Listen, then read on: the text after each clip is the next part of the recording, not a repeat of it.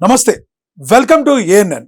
ఈరోజు జూబ్లీహిల్స్లో ఉప ఎన్నికలు జరుగుతున్నాయని మనందరికీ తెలుసు. మరి జూబ్లీహిల్స్ నియోజకవర్గంలో ప్రశాంతమైన వాతావరణంలో మరి ఉప ఎన్నికలు అయితే జరుగుతున్నాయి. మార్నింగ్ నుంచి కూడా ప్రజలు వచ్చి తమ ఓటు హక్కును అయితే వినియోగించుకుంటున్నారు. అయితే కొన్ని చోట్ల చెదురుమదురు ఘటనలు అయితే జరిగినాయి.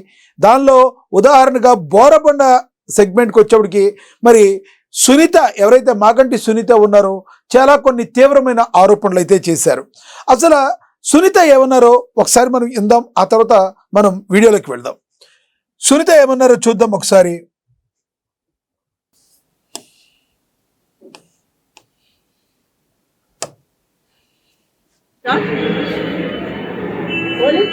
చూడొచ్చా, వచ్చి ఆపాలి కదా, కొట్టి పంపించేస్తారా? ఎలగొట్టి మీ చేస్తేనేమో కరెక్ట్, యువతలు చేస్తే తప్పు. కంప్లైంట్ ఇచ్చిన ఉపయోగం ఏముంది? అక్కడ వాళ్ళ మంచే కదా, వాళ్ళు సపోర్ట్ చేస్తేనే కదా. ఈవిడ ఒక ప్రజాప్రతినిధి బయట మాట్లాడేటప్పుడు ఎలా మాట్లాడాలో మనందరికీ తెలుసు. మరి మీడియాతో మాట్లాడేటప్పుడు ఇంకా జాగ్రత్తగా మాట్లాడాలి కదా. బాబా ఫసీయుద్దీన్ ఎవరైతే ఉన్నారో మరి వాడే ఒక రౌడీ షీటర్ అంటూ మాట్లాడింది. ఆయన ఒక ప్రజానేతగా ఉన్నారు, ప్రజలకు దగ్గరగా ఉన్నారు. ఆయన కాంగ్రెస్ పార్టీలో ఉన్నారు ఇప్పుడు. మరి ఆయన్ని వాడా అనే ఏకవచనంతో మాట్లాడుతున్నారంటే దీన్ని దేనికి సంకేతంగా చూడాలి? అంటే జూబ్లీ హిల్స్లో బీఆర్ఎస్ పార్టీ ఓడిపోబోతుంది అంటూ చెప్పకనే చెప్తున్నారు అనుకోవాలా? ఏమనుకోవాలి? మనం మళ్ళీ విందాం ఆ మాట. మళ్ళీ కంప్లైంట్ ఇచ్చిన ఉపయోగం ఏముంది? అక్కడ వాళ్ళ మంచే కదా, వాళ్ళు సపోర్ట్ చేస్తేనే కదా ఎంతవరకు వచ్చి గొడవాడింది. ఒక రౌడీని తీసుకొచ్చి జనాలను కొట్టించుకొని ఎంత తప్పు ఇది?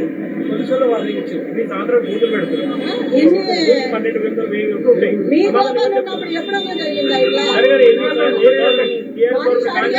పారిపోయేవాడు. నేను కూడా ఎన్ని రోజులు కాముకోండి, ఎందుకంటే గొడవలు బాగోవాలి. ఎంత హాస్యాస్పదంగా ఉందంటే, గతంలో ఎప్పుడన్నా ఇలా జరిగిందా, పోలీసులు అందరూ ఇలా చెయ్యొచ్చా అని మరి ప్రశ్నిస్తున్నారు. నిజంగా పోలీసులు చేశారా చేయలేదా అన్నది మరి మనకి తెలుస్తుంది ఏంటి అనేది. కానీ ఈవిడ ఒక ఆరోపణలు అయితే గుప్పిస్తున్నారు. ఈ ఆరోపణలు చేసే క్రమంలో మరి ప్రజానేతని వాడు వీడు అని మాట్లాడుతున్నారు. నిన్న మొన్నటి వరకు మాగంటి సునీత ఫ్యామిలీ విషయాలు మనందరికీ తెలుసు ఏం జరిగిందో. కానీ ఈవిడ ఎక్కడైనా కనిపించిందా? ఎక్కడా కనబడలేదు. ఆవిడ ఒక్క మాట మాట్లాడలేదు. ఎన్నికలు జరుగుతున్న మధ్యాహ్నం సాయంత్రం నుంచి పోలింగ్ జరుగుతున్న సాయంత్రం మధ్యాహ్నం నుంచి ఆవిడకంటూ ఒక క్లారిటీ వచ్చేసినట్టుంది. మరి వెంటనే వచ్చి అన్యాయం జరుగుతుంది, వాడు ఒక రౌడీ షీటు, అలా చేశారు ఇలా చేశారని విపరీతమైన ఆరోపణలు అయితే చేస్తున్నారు ఈవిడ. మరి ఈ ఆరోపణల్లో వాస్తవం ఎంత అనేది మరి ఎలక్షన్ కమిషన్ చూస్తుంది, పోలీస్ అధికారులు చూస్తారు, దానిలో డౌటే లేదు. కానీ ఈవిడ మాట్లాడిన మాటలు మాత్రం కొన్ని అభ్యంతరకరమైతే ఉన్నాయి.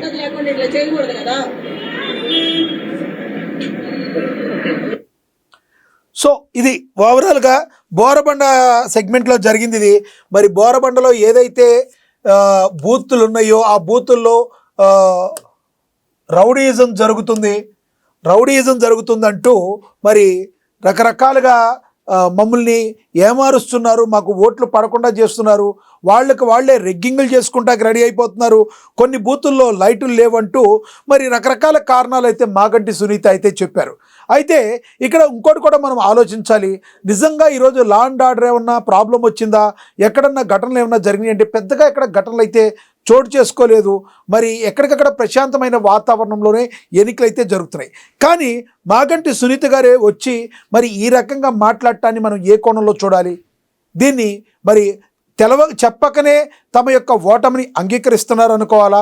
మరి రానున్న రోజుల్లో మరో 14వ తారీఖును చూసుకుంటాను ఈవిడ ఇంకో మాట కూడా మాట్లాడారు. ఆ మాట కూడా ఒకసారి ఇందాం. ఆవిడేం మాట్లాడారు నేను చెప్పడం కంటే మీరు వింటే బాగుంటుంది. ఇంకో మాట మాట్లాడారు, ఒకసారి విందాం. సపోర్ట్ చేస్తారా ఏంటి? రౌడీ గారికి సపోర్ట్ చేస్తారా? ఎంత మీ ప్రభుత్వం ఆధీనంలో ఉన్నా కూడా అట్లాగేనా చేసేది? అంత భయం ఎందుకమ్మా? జెన్యూన్ గా ఉండండి, వాళ్ళకి చేయొద్దు మాకు చేయొద్దు. జనాలు ఎంత భయపడుతున్నారు. బోరబండ మొత్తం బెదిరిస్తున్నాడు ఒక రౌడీ షీటర్. బోరబండ మొత్తం రౌడీ షీటర్ బెదిరిస్తున్నాడు అని చెప్తున్నారు. ఇందులో వాస్తవం ఉందా? ఎవరండి? రౌడీ షట తావు కారణం ఆయన బాబా కూడా అంతే కదా, దాని వల్లనే కదా. అట్లాంటి వాడిని హౌస్ అరెస్ట్ చేయకుండా బయటకు వదులుతారా? నీ ఇష్టం వచ్చినట్టు చేయి, మేము సపోర్ట్ ఉంటామని. ఇప్పుడు సపోర్ట్ చేస్తే కదా అట్లా చేసింది. రౌడీ షట్ సపోర్ట్ చేసి కార్యకర్తలను కొట్టించి టేబుల్స్ తీసి ఇసిరేసి అట్లా కొట్టుకుంటారు ఎవరన్నా, లేడీస్ ని బెదిరించి. ఆశా వర్కర్లు ఓటు అయిపోతే మిమ్మల్ని తీసేస్తాము. ఏందండి ఇదాన్ని? ఒక రౌడీ ఇదం తయారైంది ఆ సిటీలో. కాకముందే రౌడీ స్టార్ట్ అయింది, ఇక అయినాక ఎట్లా ఉంటది? 13వ తారీఖు వరకు ఎంత ఇబ్బంది పెడతారో పెట్టండి, మేము చూస్తాము. ఎంత భయభ్రాంతులు చేస్తారో 14వ తారీఖు తర్వాత చూసుకుందాం. 14వ తారీఖు తర్వాత చూసుకుందాం అంటే 14వ తారీఖు తర్వాత సునీత గారు ఏం చేయబోతున్నారు, ఆవిడ ఏ ఉద్దేశంతో మాట్లాడారు? 13 వరకు మీకు టైం ఇస్తున్నాను, ఏం చేస్తారో చేయండి, 14 తర్వాత చూసుకుందాం అంటే మరి లీగల్గా ఏమైనా మాట్లాడతారా, లీగల్గా చేస్తారా, లేదంటే బెదిరిస్తున్నారా అని రకరకాలుగా మాట్లాడుతున్నారు అందరూ. సునీత గారు నిన్నటి వరకు మొన్నటి వరకు మీ మీద అనేక ఆరోపణలు వచ్చినాయి. మీరు ఎందుకు సొంత అత్తగారిని కూడా వాళ్ళ కొడుకును చూడనివ్వకుండా చేశారంటూ అనేక మంది అనేక ప్రశ్నాస్త్రాలు సంధించారు. కేటీఆర్ గారు వచ్చే వరకు కూడా మీరు హస్బెండ్గా చెప్తున్న మీ హస్బెండ్ ఎవరైతే ఉన్నారో మరి మీ వ్యక్తిగత జీవితాల్లోకి ఎవరు వెళ్ళకూడదు, మరి ఎందుకు ఆయన డెత్ని కన్ఫర్మ్ చేయలేదని రకరకాల ప్రశ్నలు నేను అడిగినాయి కావి. మరి మీ అత్తగారు మరి మిగతా వాళ్ళందరూ కూడా అడిగిన ప్రశ్నలకి మీరు ఏ సమాధానం చెప్పలేదు, ఏమి సరిగ్గా మాట్లాడలేదు. కానీ ఈ రోజున ఇక్కడ ఇలా అన్యాయం జరుగుతుందని ఇప్పుడు మీరు మధ్యాహ్నం 3 దగ్గర నుంచి మాట్లాడటంలో ఏంటి ఆంతర్యం అని చెప్పి అందరూ కూడా అడుగుతున్న పరిస్థితి. మరి నిజంగా మీకు అన్యాయం జరిగిందా లేదా అనేది మరి జరిగితే అది తప్పులేదు. కానీ ఒక ప్రజానేతని మీరు మరి వాడు వీడు రౌడీ షీటర్ అని మాట్లాడటం ద్వారా మరి గుమ్మడికాయల దొంగ ఎవరంటే భుజాలు తడుముకుందన్నంత చందాన మరి ఉందన్నట్టుగా చెప్తున్నారు. చూద్దాం మరి. కానీ మెజారిటీ % రాజకీయ విశ్లేషకులు కానీ వీళ్ళందరూ కూడా మరి సాయంత్రానికైతే ఎగ్జిట్ పోల్స్ అయితే వచ్చేస్తాయి. అసలు ఎలా జరిగింది, జరుగుతున్న తీరేంటి, ఎవరికి విజయ అవకాశాలు అన్నీ మరి కాసేపట్లో మనకి బహిర్గతం అయ్యే అవకాశం ఉంది. మరి మాగంటి సునీత ఈ రకంగా మాట్లాడతాన్ని మీరు కరెక్ట్ అనుకుంటున్నారా లేదంటే రాంగ్ అనుకుంటున్నారా? కింద కమెంట్ బాక్స్లో కమెంట్ చేయండి. నమస్తే.